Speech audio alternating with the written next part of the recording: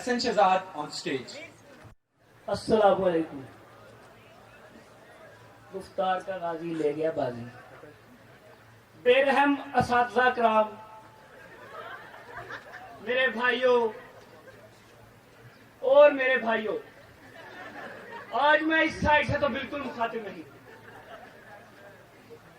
कुछ बातें ऐसी होती हैं जो सारी जिंदगी सवालिया निशान बन जाती हैं। जैसा कि बचपन से ही सुनते आए हैं कि अपने अंदर औसाफ़े हमीदा पैदा करो।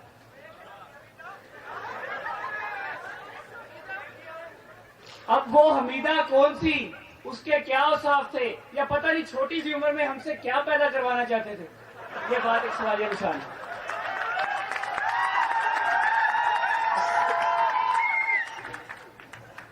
जनाबे सदर, हमेशा लड़कों के साथ जुल्म क्यों होता है?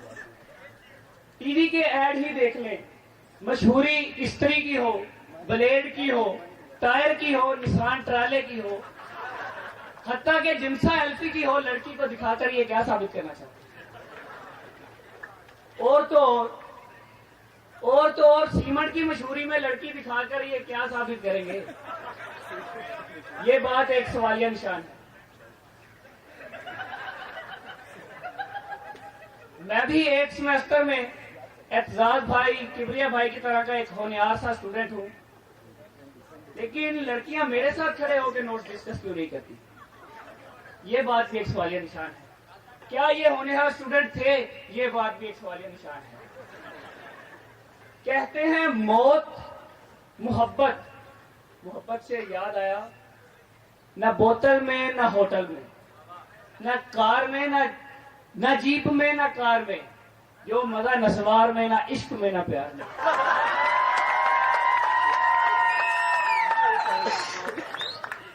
कहते हैं मौत, मोहब्बत और शादी की ख्वाहिश, इन तीनों चीजों पे इंसान का बस नहीं चलता। मौत के बारे में मैं कुछ कह नहीं सकता, लेकिन मोहब्बत इनमें से एक है कि जो अगर जोर से आए तो कर लेनी चाहिए। जितना रोकेंगे उतना ज्यादा तकलीफ है। शादी तो जिंदगी की वो वाहिद गलती है जो इंसान जानबूझ के करता है। शादी ही वो ऐसी चीज है जिसे करने के बाद इंसान अपने आप को मैमिलियन फैमिली में जाता हुआ नजर आता है। यूनाइटेड नेशन की रिपोर्ट के मुताबिक शादीशुदा मर्दों पर बतदरीज इजाफा होता जा रहा है बीवियों के तशद्दुद का। अब ये बात कहां तक दुरुस्त है, इसकी तस्दीक तो पहली किताब वाले कर सकते हैं।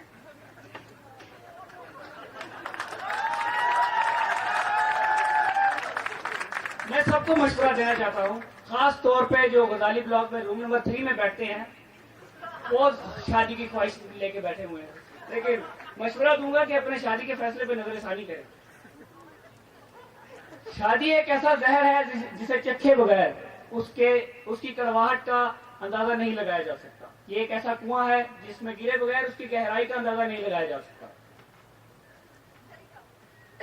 ये एक ऐसा कुआं है जिसमें गिरे बगैर उसकी गहराई का अंदाजा नहीं लगाया जा सकता। ये एक ऐसा कांटों से भरा हुआ दरख्त है, ये एक ऐसा कांटों से भरा हुआ दरख्त है जो दूर से तो फूलों से गिरा हुआ महसूस होता है। इन तमाम बातों की हकीकत का अंदाजा मुझे उस वक्त हुआ जब मैं एल्गो पढ़ने सर वारिस के पास गया। मैं इनके ऑफिस में दाखिल हुआ, हमेशा की तरह बड़े अफसुर्दा से बैठे थे। मुझे देखते ही अजीब और गरीब तरीके से रोने लगे और गले से लगा लिया मुझे। कहते हैं कि शादी करने का सिर्फ एक फायदा हुआ। मैंने कहा कौन सा फायदा हुआ? कहते हैं कि गुनाहों की सजा दुनिया में मिल गई।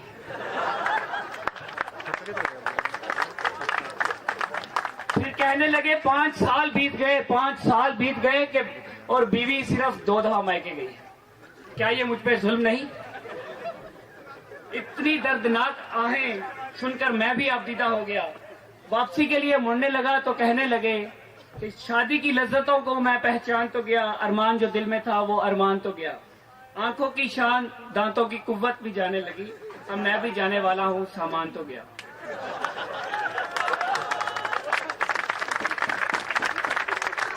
इससे पहले कि इनकी हालत देखकर मैं भी कुंवारा रहने की कसम खा लेता, मैंने यहां से निकलना मुनासिब समझा। और फिर अपने उन दोस्तों के पास आया जिनके मशवरों के पास मैं कल भी अकेला था और आज भी अकेला हूं। तो फिर हम सब दोस्तों ने मिलकर तय किया कि शादी अगर हो गई तो दुल्हन घर पे आएगी, बर्बादी हयात का सामान लिए हुए। इससे तो यही भला है कि हम बागुजर बैठे रहें, तसव्वुर जाना किए हुए।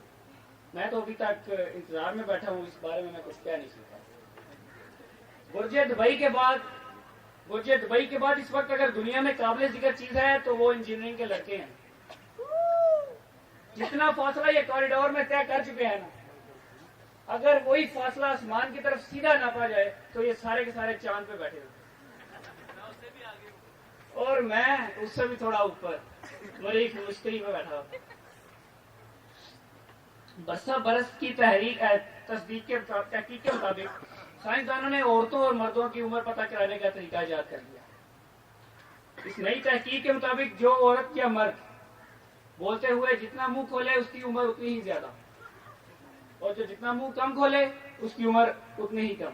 यकीन मानिए, जब ये मैं खबर पढ़ रहा था तो मुझ पर शक्का तारी हो गया कि अगर ये बात दुरुस्त है तो इंजीनियरिंग के अक्सर टीचर्स 2-3 हजार साल तो पुराने होंगे, और लड़कियों को तो अभी तक फॉसिल्स में तब्दील हो जाना चाहिए। लड़कियों के बारे में बात करते हुए अक्सर डरता हूं, लेकिन सच तो यह है कि इनको गौर से देखते ही इंसान अपने आप को मौत के बहुत करीब समझता है, और अगर ये बोलना शुरू कर दें तो समझो हिसाब किताब शुरू हो गया। ये एक हकीकत है कि दुनिया की कोई भी लड़की ना किसी की तारीफ सुन सकती है और ना कर सकती है, लेकिन इनके बारे में ये भी मशहूर है, सुबह सुबह अगर आएंगे तो आपको अक्सर ये सुनने को मिलेगा कि बहुत प्यारी लग रही है, दूसरी कहेगी मेरी तुम मुझसे भी ज्यादा प्यारी लग रही है, और इस तरह ये आता ही एक दूसरे को गलत फहमी में डाल देती है, और उसका खुमियाजा भी हमें ही भुगतना पड़ता है। मैं नहीं कहता, उर्दू अदब कहता है कि ग्रामर की रूह से लड़की फेल हाल और आंटी फेल माजी होती है। बड़े कहते हैं, मैं नहीं कहता। बड़े कहते हैं कि अगर माजी पे तवज्जो ना दी जाए तो हाल बेहतर नहीं बनाया जा सकता। अब हम जाएं तो किधर जाएं? शायद यही वजह है कि इंजीनियरिंग के कई लड़के माजी पर तवज्जो देना ज्यादा बेहतर समझते हैं।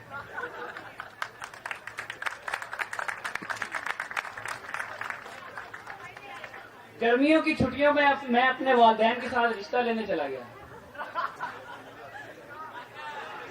रिश्ता लेने गया तो लड़की के वालिदैन ने ये कहकर इनकार कर दिया कि हमने लड़की को इसलिए नहीं पढ़ाया कि किसी दियारे गैर से उसकी शादी कर देंगे।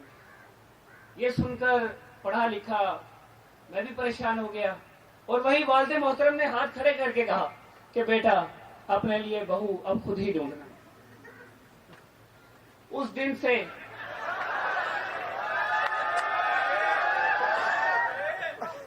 से लेकर आज दिन तक परवाने की तरह उस शमा की तलाश में है। पता नहीं वो कहां छुप के बैठी हुई है। अगर किसी ने मुंह नीचे किया हुआ है तो वो ऊपर कर सकती है कि शायद मेरी उस पर नजर पड़ जाए और कुछ बात बन जाए। खैर छोड़िए, इंजीनियर की लड़की इतनी खूबसूरत कहां।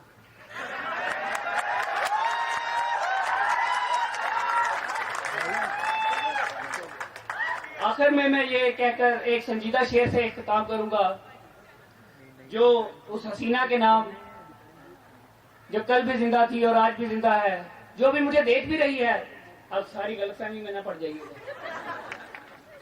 फूल से जख्मों का मरहम ढूंढती रह जाओगी, अपना हमदर्द और हमदम ढूंढती रह जाओगी। जब कभी सूरज की किरणें तुम पे डालेंगी नजर, तुम मुझे और मेरी शबनम ढूंढते रह जाओगे।